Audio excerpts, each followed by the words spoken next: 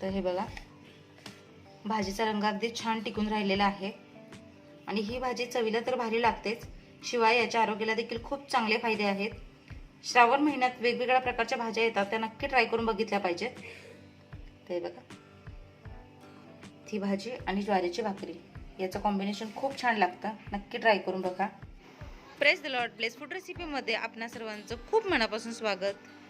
ज्या लोकांना शेपू वगैरे खायला आवडत नाही ते देखील अगदी आवडीने खातील अशा पद्धतीने जर भाजी केली तर यामध्ये शेपू आहे, भोपळीची पानं आणि चवळीची पानं आहेत. 2 ते 3 मोठे कांदे बारीक चिरून घेतलेले आहेत. हिरवी मिरची चवीनुसार घ्यायची आहे. तिखट तुम्ही कितपत खाता त्यानुसार कमी जास्त घेऊ शकता. आणि या भाजीला भरपूर लसूण लागतो, लसणामुळे फ्लेवर खूप छान येतो, पण तुम्ही तुमच्या आवडीनुसार हा देखील कमी जास्त घेऊ शकता. तर लसूण बघा छान ठेचून घेतलेला आहे. इथे मूग डाळ आहे जी छान भिजवून घेतलेली आहे. तर शक्यतो याच्यामध्ये तूर डाळीचा देखील वापर करतात, पण तूर डाळीमुळे पित्ताचा त्रास होतो. आणि आरोग्याच्या दृष्टीने बघायला गेलं तर मूग डाळ पचायला देखील हलकी असते आणि पटकन शिजते देखील आणि चव देखील छान लागते. तर मूग डाळ घेतलेली आहे आणि शेंगदाण्याचं कूट तर थोडंसंच घेतलेलं आहे. हे ऑप्शनल आहे, काही लोकांना शेंगदाणे नको असतील, नाही आवडत तर नाही घातले तरीही चालतील, पण शेंगदाण्याचं कूट घातल्यामुळे चव छान येते. तर भाजी धुवून स्वच्छ चिरून घेतलेली आहे बारीक. तर भाजी धुवूनच मग चिरायची आहे, चिरून धुवायची नाही, कारण त्यातली मग पौष्टिक तत्व निघून जातात. तर आता आपण भाजी करायला सुरुवात करूयात. तर कढईमध्ये तेल घालायचं आहे. तेल जरा जास्त प्रमाणात घालायचं आहे. तर एक 4 ते 5 मोठे चमचे मी तेल घातलेले आहे. भाजी किती प्रमाणात आहे त्यावर तेलाचा अंदाज ठरवावा.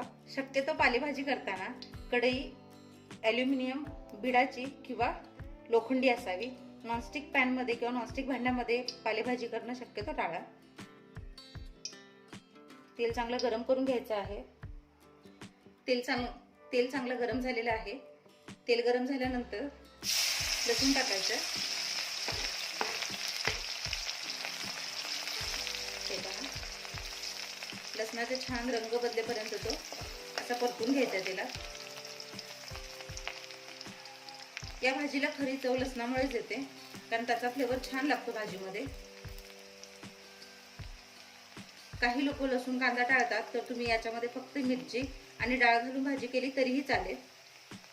लसूण हलकेसा परतलेला आहे. आता यामध्ये आपण मिरची टाकणार आहोत.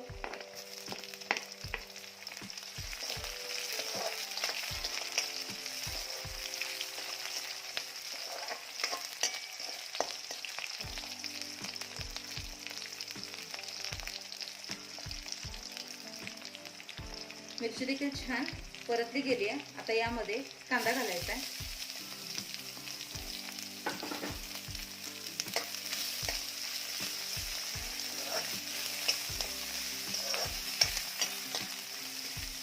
कांदा देखील छान असा रंग बदलेपर्यंत परतून घ्यायचा आहे, भाजून घ्यायचा आहे.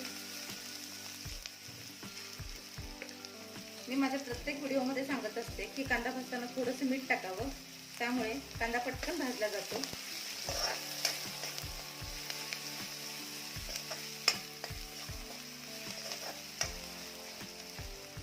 आणि आपल्या वेळेची बचत देखील होते.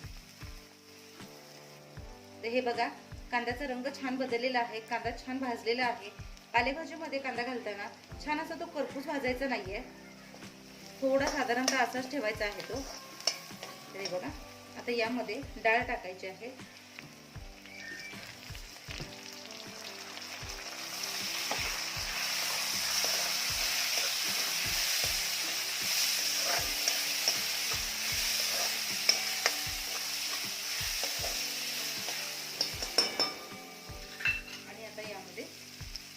जी आपण भाजी घेतलेली आहे ती घालायची आहे. भाजी सुरुवातीला दिसायला जास्त दिसते,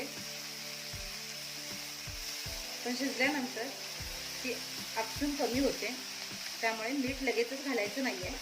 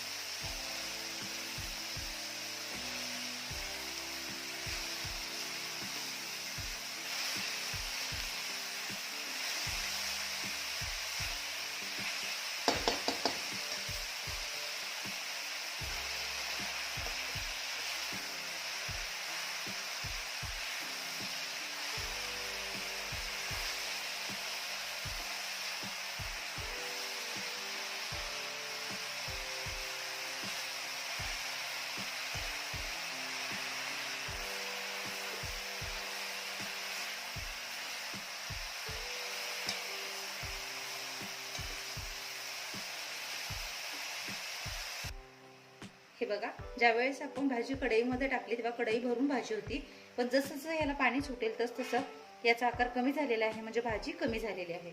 आता आपण यामध्ये मीठ टाकणार आहोत. तर कांदा भाजताना देखील थोडं मीठ टाकलेलं आहे. त्यामुळे मीठ टाकताना चवीनुसाराने अंदाजेच टाकायचं आहे. मीठ टाकून पुन्हा एकदा छान हे मिक्स करून घ्यायचं आहे.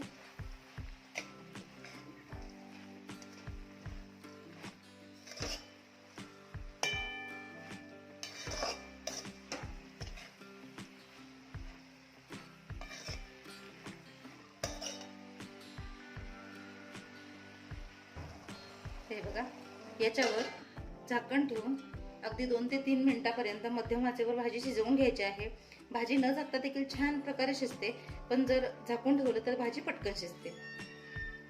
तर हे बघा, 1-3 मिनिट झालेले आहेत आणि मस्त आपली भाजी आणि डाळ देखील छान शिजलेली आहे. कधी कधी काय होतं, काही भाजी जून असतात, काही कोवळ्या असतात, त्यामुळे शिजण्यासाठी लागणारा वेळ वेगवेगळा असू शकतो. जर तुम्हाला वाटलं गरज की भाजी खूप सुकी होते, तर तुम्ही साधारणतः त्याच्यावर पाण्याचा शिंतोडा देखील मारू शकता.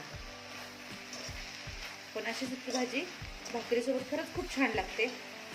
आणि भाजी जवळपास 90% शिजलेली आहे. अशा वेळेस शेंगदाण्याचं कूट घालायचं आहे. तर साधारणतः जाडं भरडं असंच कूट केलेलं आहे. कूट घालून पुन्हा मिक्स करायचं आहे. शेंगदाण्याचं कूट आधी यासाठी घालायचं नाही, कारण भाजी करपण्याची शक्यता असते. ते बघा,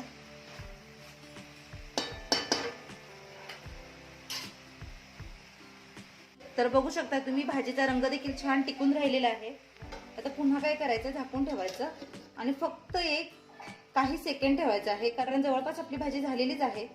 फक्त एक वाफ काढून घ्यायची आहे, जेणेकरून शेंगदाण्याचं कूट छान सॉफ्ट झालं पाहिजे आणि भाजी मग आपली तयार होते.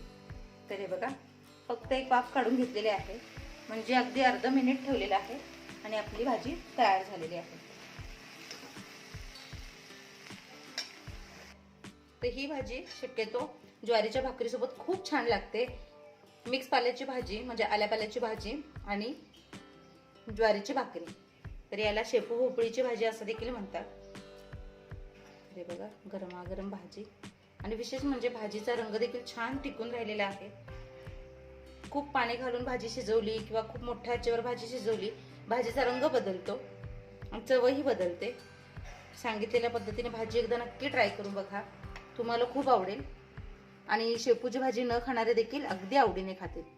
तर अशा पद्धतीने शेपू भोपळ्याची म्हणजेच मिक्स पाल्याची भाजी तयार झालेली आहे. एकदा नक्की ट्राय करून बघा. तर हे बघा, भाजीचा रंग अगदी छान टिकून राहिलेला आहे आणि ही भाजी चवीला तर भारी लागतेच, शिवाय याच्या आरोग्याला देखील खूप चांगले फायदे आहेत. श्रावण महिन्यात वेगवेगळ्या प्रकारच्या भाज्या येतात, त्या नक्की ट्राय करून बघितल्या पाहिजे. ते बघा, ही भाजी आणि ज्वारीची भाकरी याचं कॉम्बिनेशन खूप छान लागतं, नक्की ट्राय करून बघा. आशा आहे तुम्हाला ही रेसिपी नक्की आवडली असेल. चॅनलवर नवीन असाल तर सबस्क्राईब करा, लाईक करा, शेअर करा आणि अशाच नवीन नवीन आणि पारंपरिक रेसिपीज बघण्यासाठी बेल आयकॉन देखील प्रेस करा. भेटूया अशाच एका नवीन आणि पारंपरिक रेसिपीसह. तोपर्यंत स्वस्त रहा, मस्त खा, रेसिपी ट्राय करा आणि माझे व्हिडिओ बघत राहा.